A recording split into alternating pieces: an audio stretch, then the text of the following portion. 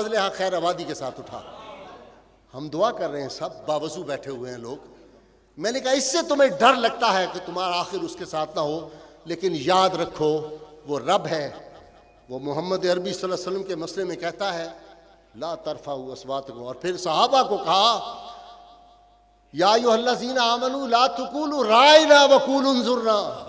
بڑا مشہور واقعہ, میں اس کی ڈیٹیل میں اس کی باریکیوں میں نہیں جا رہا, کہ وہ منافق آ کے رائنا کھینچ کے کہتے تھے کہ ہمارے چرواہے. اللہ نے کہا کہ میں جانتا ہوں تم مصطفیٰ صلی اللہ علیہ وسلم کے غلام ہو, اپنی جانیں مالیں اولاد ان پہ قربان کرتے ہو, لیکن وہ لفظ بھی نہیں کہنا. حالانکہ تمہاری نیت بھی نہیں, تمہاری زبان سے ادائیگی بھی ٹھیک ہوتی ہے, تم نے یہ لفظ نہیں کہنا. کہو قولوا انظرنا, یا رسول اللہ نظر کرم فرمائیں. الفاظ کی ڈکشنری میں حالت یہ رکھو کہ لفظ جب تک وضو نہیں کرتے ہم تیری گفتگو نہیں کرتے.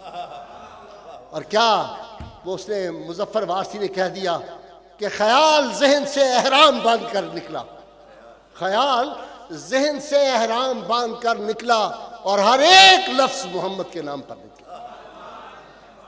بھائی لفظوں کو بھی وضو کرنا چاہیے جب ذات والا صفات کا ذکر پاک آئے صلی اللہ علیہ وسلم. میں نے کہا تم دنیا عیسائیت محمد عربی صلی اللہ علیہ وسلم کی ناموس کے قانون کو نہیں سمجھ سکتے. ہم وہ غیرت مند لوگ ہیں جو اپنی ماں بہن بیٹی کی عزت کے لیے اپنی جان قربان کر دیتے ہیں, اور ساری عالم اسلام کی کروڑوں مائیں ازل سے لے کر ابد تک ساری ماؤں بہنوں بیٹیوں کی عزت محمد عربی صلی اللہ علیہ وسلم کی گرد راہ پہ قربان ہے, ان کے نالین پاک پہ قربان ہے. تمہیں سمجھ نہیں.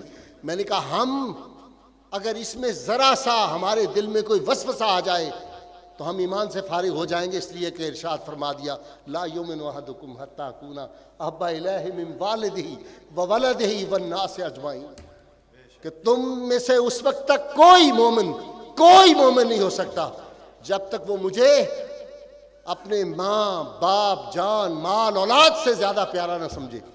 تو عشق محمد صلی اللہ علیہ وسلم کا یہ درس دے کے اعلیٰ حضرت نے اس امت کو بچا لیا. کیسے؟ امام مالک کے پاس لوگ گئے, خلیفہ ہارون رشید. اس نے کہا حضرت کچھ لوگوں سے کوئی ایسا کلمات نکل گیا جو نبی صلی اللہ علیہ وسلم کی شان اقدس یا ادب کے بارگاہ کے خلاف تھا. عراق کے علماء نے کہا ہے کہ اس کو سزائے موت دینے کی ضرورت نہیں, کوڑوں سے اور قید کی سزا سے بھی کام چل جاتا ہے. امام مالک نے کہا مجھے بتاؤ کہ اگر امت محمدیہ علی صاحب صلاۃ محمد عربی صلی اللہ علیہ وسلم کی ناموس کی حفاظت نہیں کر سکتی پھر اس کے باقی رہنے کا جواز کیا ہے؟ میں نے کہا پاکستان کی حفاظت اس وقت تک ہے, پاکستان اس وقت تک باقی رہے گا جب تک محمد عربی صلی اللہ علیہ وسلم کی ناموس پہ تم قربان ہوتے رہو گے. جب تم نے ذرا کمزوری دکھائی یہ مملکت باقی نہیں رہے گی. پاکستان کی بقا محمد عربی صلی اللہ علیہ وسلم کی ناموس کی حفاظت میں ہے. نعمتیں بانٹتا سمت وہ ذی شان گیا.